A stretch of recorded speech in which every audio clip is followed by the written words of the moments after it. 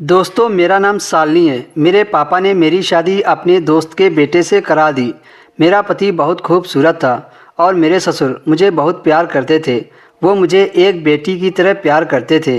वह हर दिन मेरे पापा के पास फ़ोन किया करते थे और मेरी बात मेरे पापा से करवाते थे और हफ्ते में मुझे मेरे पापा के घर मिलने के लिए ले जाते थे।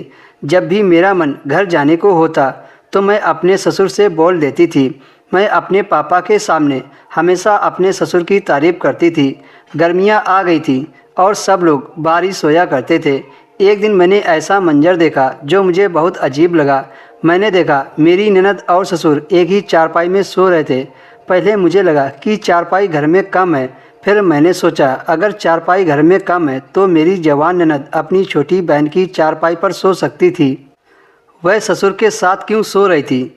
क्योंकि मेरी छोटी ननद बड़ी चारपाई पर अकेली पड़ी सो रही थी। मुझे यह देखकर काफ़ी ज़्यादा अजीब लगा।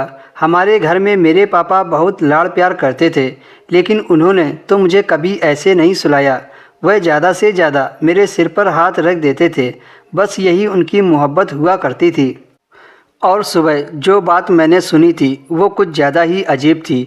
मेरे ससुर ने ननद से कहा था कि बेटा, रात को तुमने मुझे खुश कर दिया। मुझे यह सब अजीब लग रहा था। सुबह मैंने अपनी ननद से पूछा कि तुम अपने पापा की चारपाई पर क्यों सो रही थी? अगर जगह नहीं थी तो मेरे कमरे से चारपाई ले जाती। मेरी ननद ने कहा कि मुझे सिर्फ पापा के साथ सोने में अच्छा लगता है। मैं तो बचपन से ही अपने पापा के साथ सोती आ रही हूँ।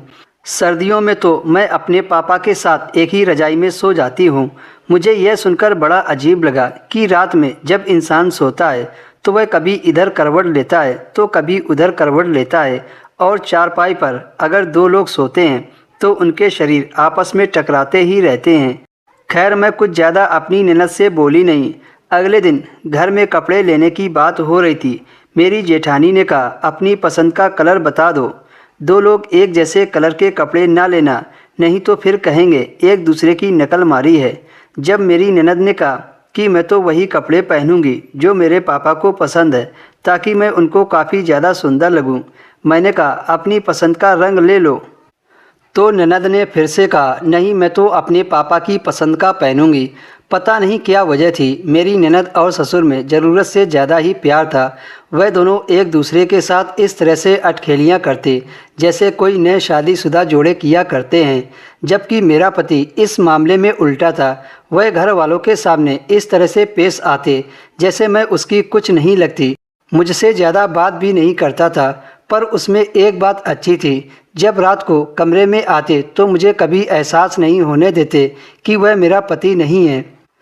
बिस्तर पर वो मेरे साथ खूब अच्छे से बात करते थे। किसी को बताने की क्या ज़रूरत थी कि मेरा पति बंद कमरे में मुझसे कितना प्यार करता था। पर सबसे बड़ी हैरान कर देने वाली बात यह थी कि मेरी ननद ससुर के साथ क्यों सोती थी।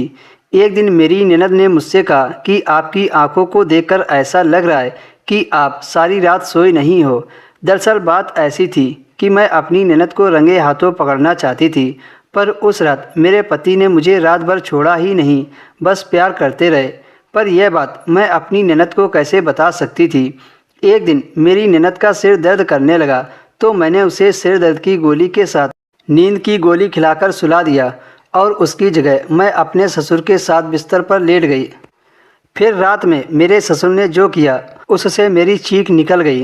दोस्तों, इसके आगे की स्टोरी आपको नेक्स्ट वीडियो में मिलेगी।